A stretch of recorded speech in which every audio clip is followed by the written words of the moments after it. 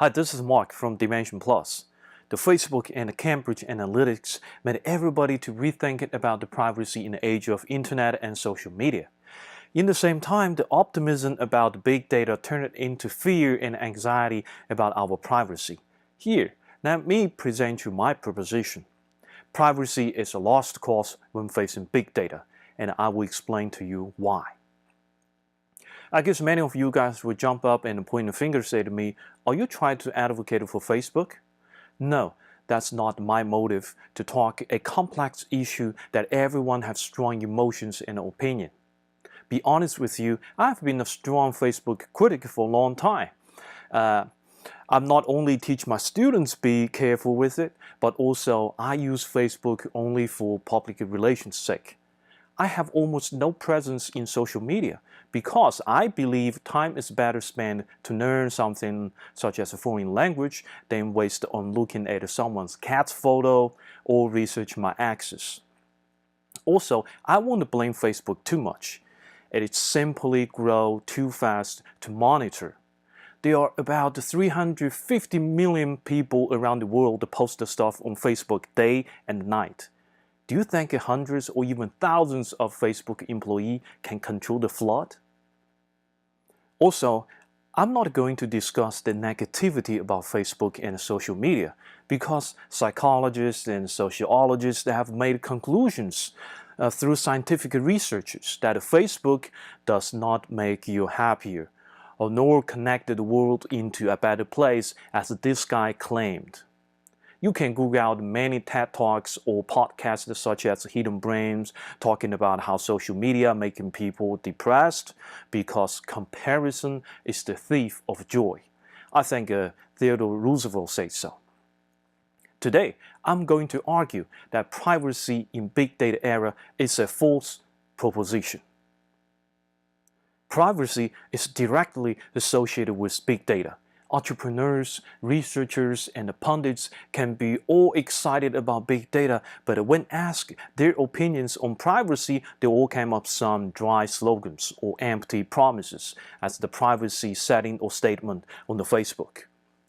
Before we reason in privacy, we needed to understand what is big data.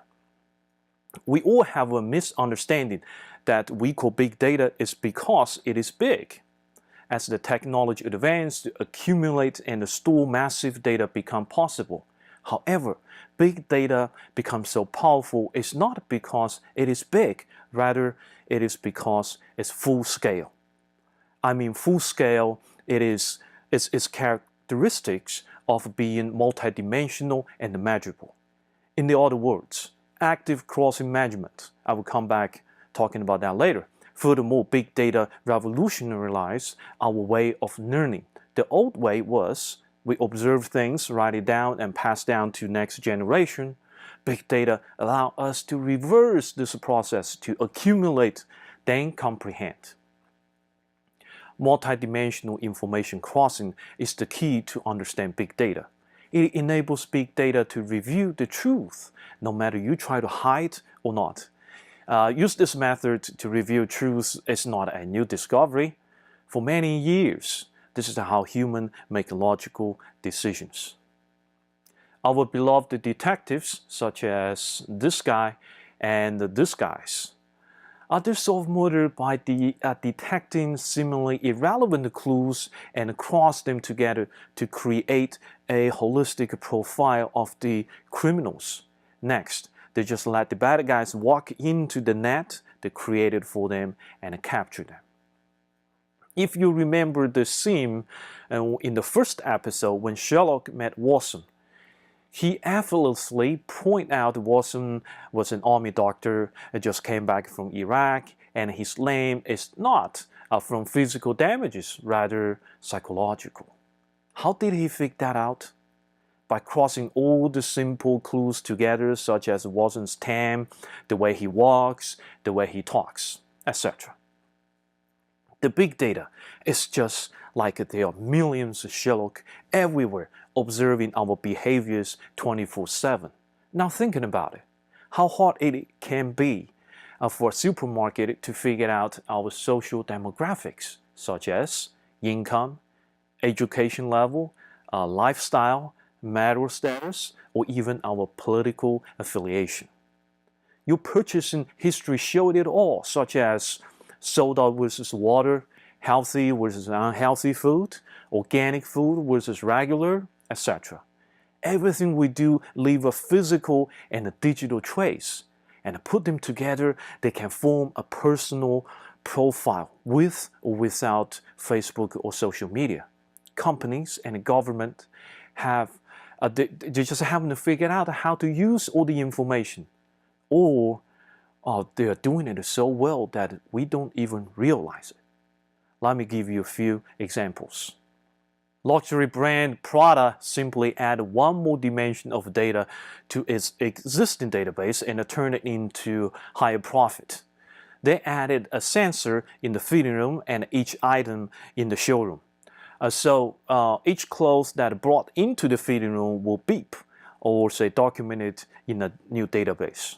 This is an incredible idea because traditional point of sales can only detect the three types of information: product in, product sold, and inventory. By adding the fourth dimension, product know which item is popular in customers' eyes but for some reason can't sell. Now they just needed to get the feedback from the right customers and solve those issues. Suddenly, there are more popular items to sell. I call it surgical accuracy business problem solving. Target built an algorithm to predict the women's pregnancy. It is easy because during the child caring, people buy specific products. So it enables Target to mail out flyers and promotions to specific customers. One day, a father came in the store, yelled at the managers. Why do you send baby stuff to my house?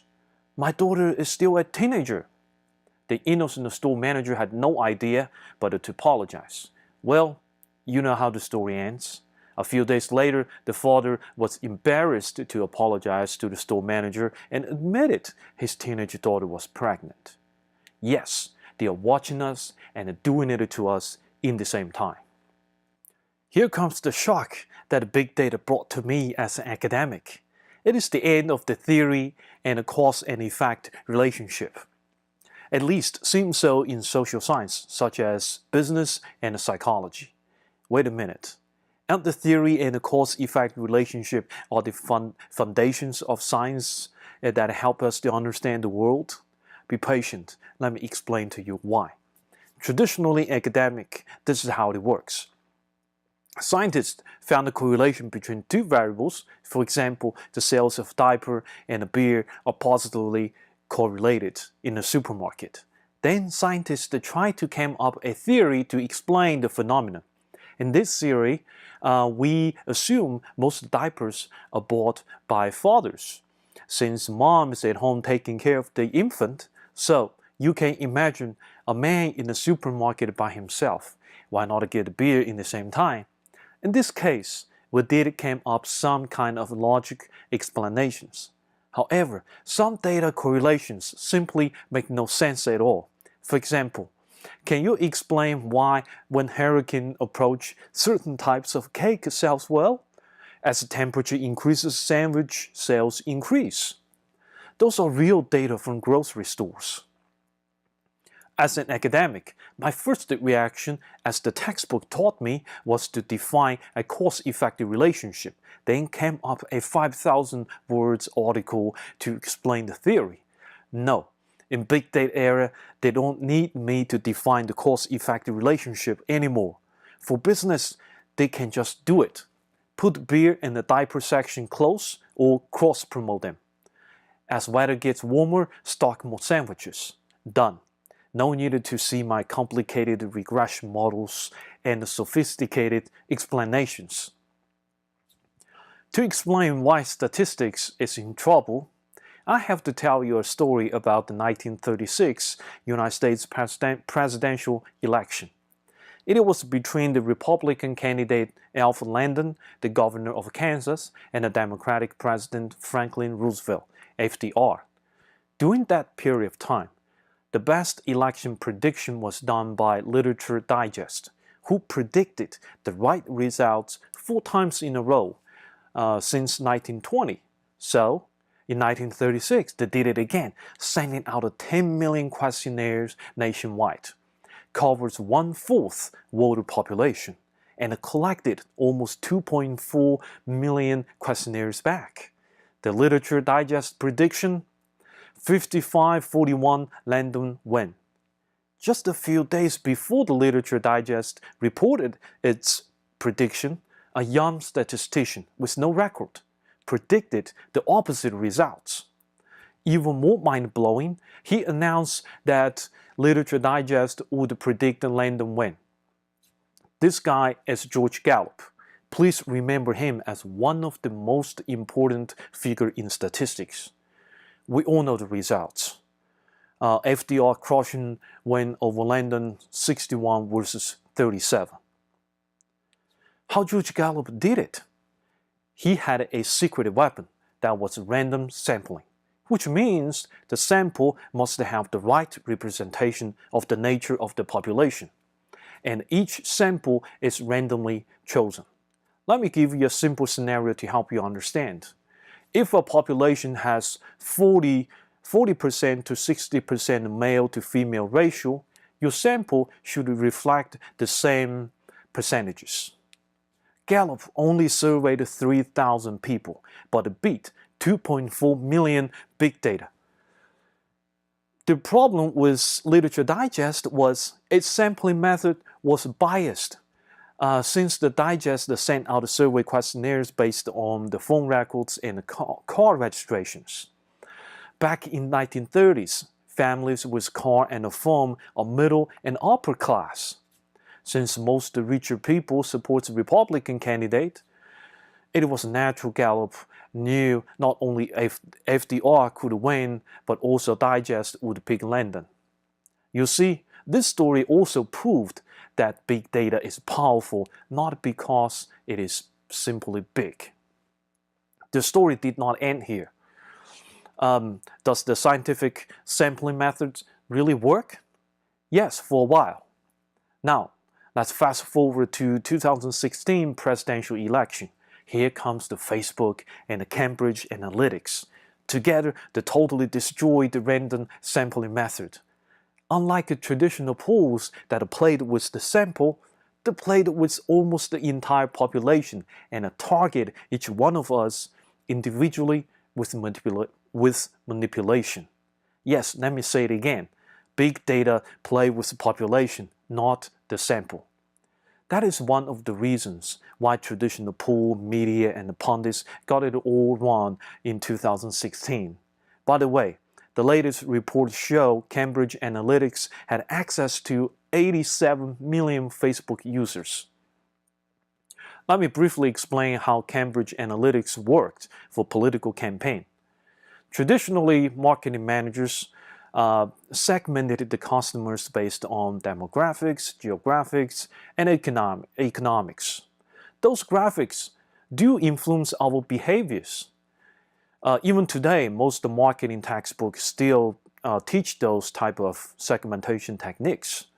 But thinking about it, sending all women the same information and just because of the gender, or to Asians because of their race, to seniors because of their age, those methods do not make much sense anymore. Cambridge Analytics believe people's psychographic can be more effective. That is to understand your personality, because personality drives behavior.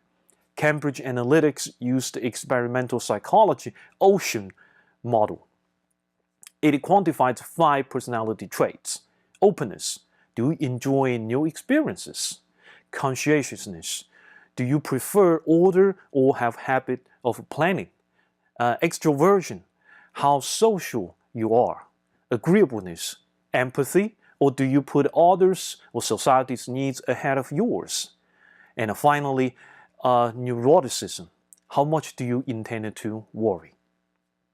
Next step, a mathematical method created to predict each person's personality based on your Facebook information. Follow up customized campaign-style information delivered to your doorsteps or fingertips. Husband and wife could receive different flyers about the same issues. Let's use the Second Amendment as an example. For those who prefer order and planning in the same time intended to worry a lot, deliver them rational and emotional-based messages, such as the insurance of having a gun in a burglary situation. On the other hand, for closed and agreeable customers or people, those are the guys who care about tradition, family, community. A persuasive message could be, father and the son carry out a family tradition of shooting and hunting. Since Cambridge Analytica played with the population, they know instantly which message to which group worked or not, and they can adjust the tactics constantly. Again, big data is a method from the bottom up. The second reason the traditional poll methods failed in election is social science mainly dealing with the human behaviors and the mind, which are the most unpredictable objects in the world. In other words, we lie to each other and we lie to ourselves. In 1994, the University of Chicago reported Sex in America, the landmark survey of American mating behavior. In this research, average men reported to have quite a few more sex partners than women. It is against our common sense. In simple logic, the number of male sex partners should have equal number of a female sex partner. But why men reported more than women? The reason is obvious. Men have a huge ego when asking about their sex life, and women have that slut fear. Let's come back to privacy after we know what we are dealing with. Can we protect privacy? The answer is no. Unless you wanted to be a hermit, cut all your digital trace like this guy, Jack Reacher, who has no credit card, travel by Greyhound or hitchhiking, don't even mention having a cell phone. We can't. We are social animals and we live in the real world. Furthermore, the entire society is on full throttle to detect our private information because the incentives are so high. Can you defend it? Let me give you a metaphor. It is like Jon Snow tried to defend Winterfell against the army of dead by himself. In the same time, he acted as his own traitor, constantly send out tweets about his feelings, share his locations on Facebook, share his selfies on Instagram. Actually, the army of death does not present the power of big data that we are facing. It's like you try to defend the modern-day 101st Airborne, where you drew your sword ready to fight a two-dimensional war. Your enemy is 3D and coming from above, or 360 degrees. Let me give you an even more dismal picture. We are like the fish in the fish tank. They might design and put some fake bridges or mountains in the tank that we think we could hide, which just like the privacy settings we check. In the end, we all running naked in this digital age. If we can fight it, maybe we should change our mindset to embrace it because big data is watching for us, for good, turning our places into a smarter city or world. A company in Boston can use big data to detect a person's depression 2 days before it hits. How they did it? By monitoring his or her social media communication data and outbound communications. As the outbound communication drops, this person more likely to slide into depression. Also in Boston, the city designed a cell phone app to help the city to quickly fix potholes. It works like that. The app can link the sensor in your cell phone. Every time a car drives into a pothole, the sensor detects and sends to the database. Suppose one location shows up 1,000 times a day. the city can prioritize its resource to fix and save time and resource for everybody. According to the book Nudge, sometimes to move a huge object, we just needed to give a small push in a different dimension. For example, an area of the city crime rate can drop by simply fixing the lighting system. Big data is the tool to help us to draw an extra dimension across the existing ones. I have 3 reasons to help you change your mindset about privacy and big data. First, privacy is a deal or transaction, which has been used by supermarket, credit card company, social media, and the government we interacted with for years. It is like we pay toll when we go through a bridge. Instead, here, we leave our digital footprint, enable them to provide some conveniences or services to us. Thinking about it, when we bought or used a product that we don't need to pay, we became the product. Let me give you a scenario. Would you allow the insurance company put a GPS device in your car in return to save you $300 in premium? In the meantime, they promise not to share your information with other businesses and your wife. Second, privacy is a historical phenomenon. What is privacy today might not be tomorrow, next year, or next decade. Third, we should not fear for big data. Every powerful tool has a dark side. The internet pioneer Jay Walker said, by definition, it must be able to change the world for the worse as much as for the better. It doesn't work the one way without the other. Scientists hoped that we could finally use big data to pin down or predict human nature. It has proved to be far from perfect. The 1994 University of Chicago Sex in America report and the 2016 presidential election are the best proofs that deep in our heart hides our unpredictable rebellion nature. I'm not blindly or foolishly optimistic. This is why I believe human and machine can live harmoniously and create a better world. Automation is just one step forward from big data. That is to let machine to connect the data in humans' desirable way. We design the path for machine, and the machine's job is to create material certainty for mankind, where we use our never predictable nature to create a colorful, transcendent world. Thank you for watching. Privacy can be an emotional topic for everyone, and I love to hear your comments.